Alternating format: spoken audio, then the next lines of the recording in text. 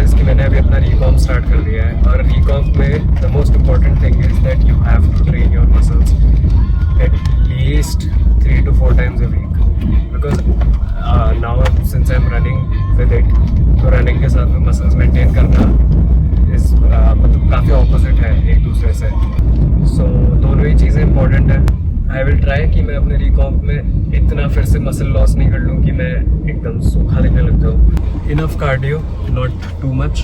हफ्ते में अगर 3 बार मैं रन कर रहा हूँ तो आई मेक श्योर कि वो 3 अच्छे रन हो. टेनिस के टाइम पे मैंने ये गलती करी थी, उसमें मैं अगर दोनों चीज़ें सेम डे करता था तो it wasn't at all sustainable. मैं अपने कार्ब्स भी कंज्यूम नहीं कर रहा था, मैं अपनी कैलोरीज भी कंज्यूम नहीं कर रहा था. But now I have this allowance of having at least 70-1800 calories in a day, जिसमें I can have good amount of protein throughout the day. I will show you my workout what I am doing today. Chest, shoulder and triceps. Warm up के बाद chest press machine का मुझे इसका नाम नहीं पता, but basically has plates like the barbell. और ये काफ़ी मुझे बेटर लगती है रादर देन दैट, बिकॉज इसमें थोड़ा सा एक स्टेबिलिटी आ जाती है इस मशीन से, और फॉर्म ख़राब नहीं होता है ज़्यादा. So let me know if you think the same.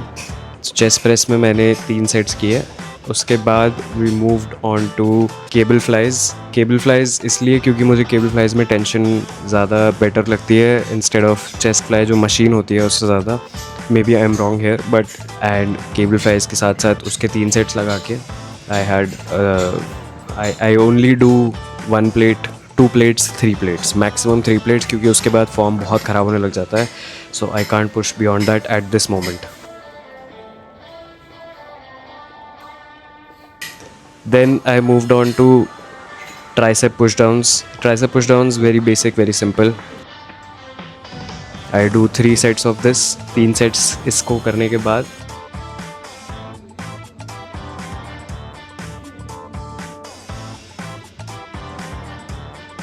I moved on to tricep overhead extensions.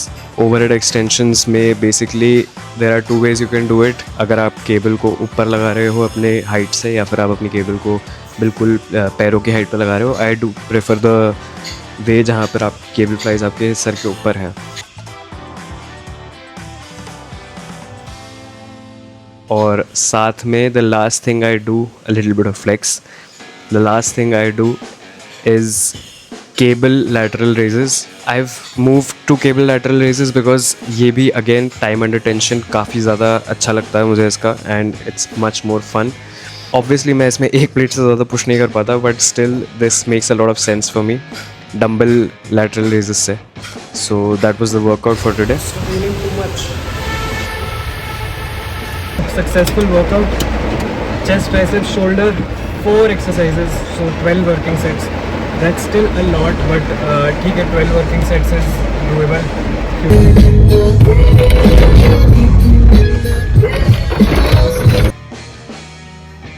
आज मैं जिम जाने से पहले की जगह जिम के बाद प्रोटीन कॉफ़ी बना रहा हूँ. बेसिकली मैंने 3 चीज़ें ली, वे प्रोटीन और कोल्ड ब्रू प्लस जो कंडेंस मिल्क होता है, basically milk made.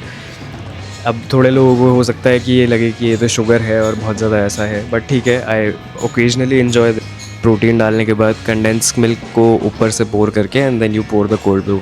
And cold brew pour करने के बाद I just use a frother या फिर मिक्सर बेसिकली, और उससे आराम से एक अच्छा ब्लेंड ऑफ प्रोटीन शेक बन जाता है मेरे पास, which I really enjoy after the gym, because इससे थोड़ी सी एनर्जी आ जाती है. Otherwise I usually enjoy my chocolate protein shakes after this.